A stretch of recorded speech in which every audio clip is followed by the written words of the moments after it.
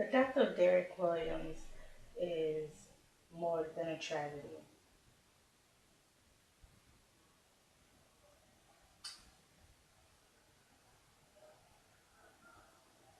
I am just getting done watching the video that was released of Williams dying in the back of a police car. I'll leave a link in the description below to this video, but I must warn you that it is very graphic and you do see um, Derek take his last breath in this video. But I do also encourage people to go and watch the video, and the reason why is because it helps you to understand what's going on here and how the police stood there and watched a man die while they were continuing to ask him multiple questions and tell him to stop faking and this, that, and so forth. Now, you do not have to be a medical personnel, or you don't have to be a doctor or a nurse or an EMT or anyone that works in the medical field to clearly see that this man is struggling for air and that his body is involuntarily convulsing because he's not taking air into his lungs. It doesn't take a rocket scientist. It doesn't take someone who's super smart. Anyone with common sense knows what someone looks like when they're choking, or when they are having an asthma attack, or when they just basically their water is filling up the lungs. It's always the same thing. It looks the same.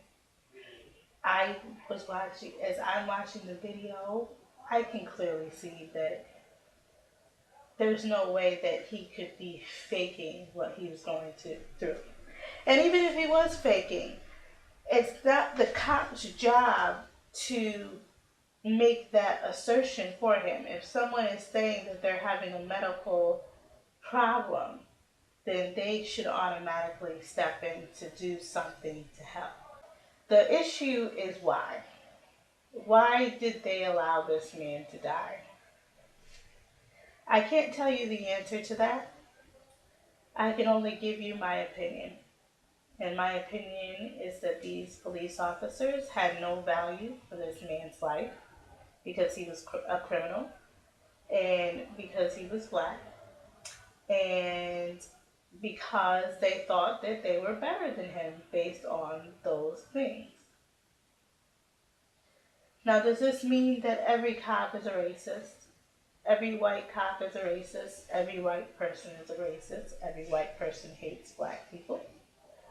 No, that's not what that means. That means in this case, you have an issue of um, white cops who put themselves above another person and allowed a man to die because they had no value of human life.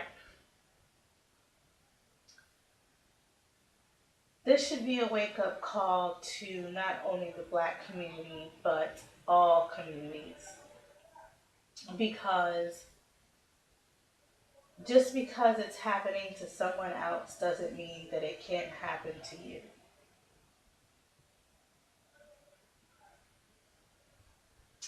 The first thing is that we're going to have to start mentoring and teaching and helping our young brothers and sisters so that they do not grow up to live in a life of crime. People turn to crime and doing criminal acts when they feel that they have no other choice or no other option, or they also feel like that's the easiest way out. But if we make the opportunity for people to have a good, healthy, successful life much easier by tearing down these systems that make it so hard, then we'll see a lot less criminals in and out of the prisons. Now, there are cases of just racial profiling where people end up getting themselves into situations that they really should not have been in the first place because they didn't do anything wrong. And that also happens quite often. But we also need to educate our young people on how to deal with the cops. Just because you're being wrongly accused doesn't mean that that's the opportunity for you to act a fool. You can handle your situations in the court of law. You can also handle your situations by rallying people in support of your cause. But um, lashing out at the cops or trying to fight the cops is your best way to get a whole bunch of trumped up charges and nobody listening to what you have to say because now you're labeled as a criminal. The second thing is when stuff like this happens, we have to be more aware of getting the word out and spreading the word against injustice that happens. Because the longer that we stay silent, the more that people like these police officers will think it's okay to do things like this and they will continue to do it. In the civil rights movement, the change happened when the community stood up and said that we will not stand for this anymore. We are not comfortable with this. We want we want equal rights. And they stood together in unity and peace. And that leads me to the third thing, unity. There has to be unity in the in our community. We have to stop bickering and fighting against each other for the simplest of things, and we have to unite in saying that no more of these random killings of young people and no more of this injustice that continues to happen over and over and over again.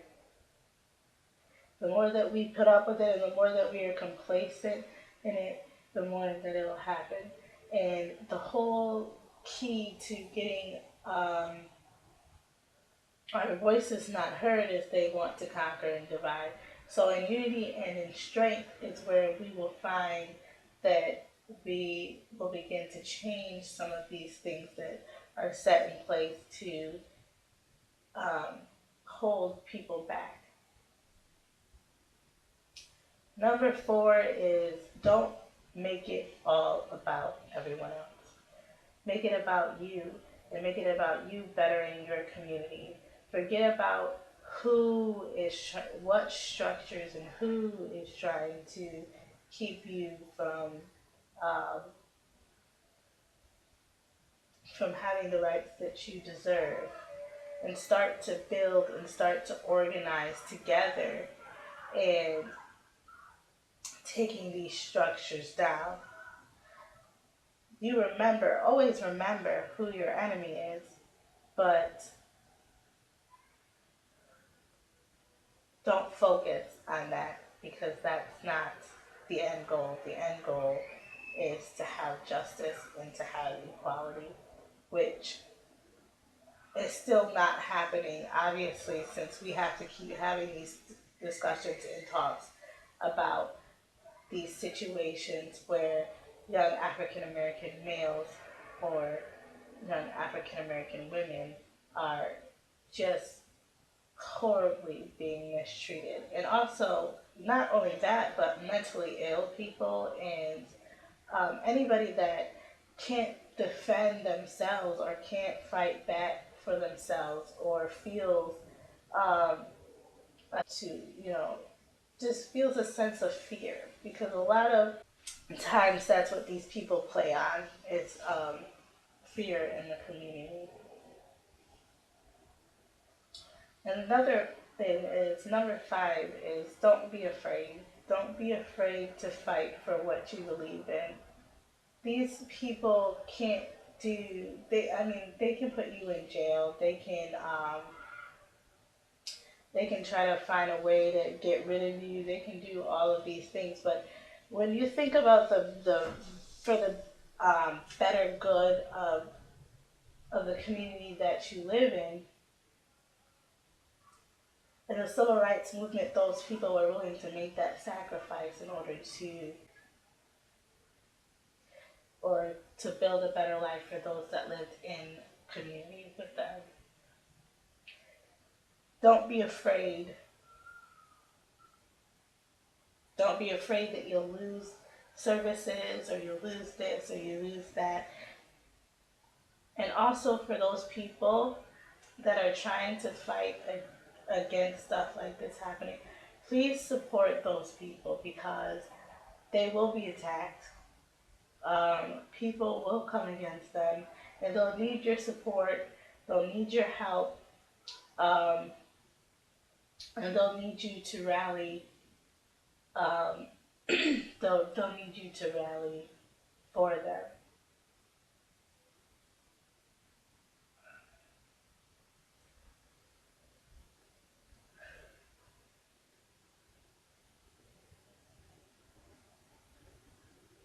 The death of Derek Williams was more than a tragedy, but this should be a wake up call.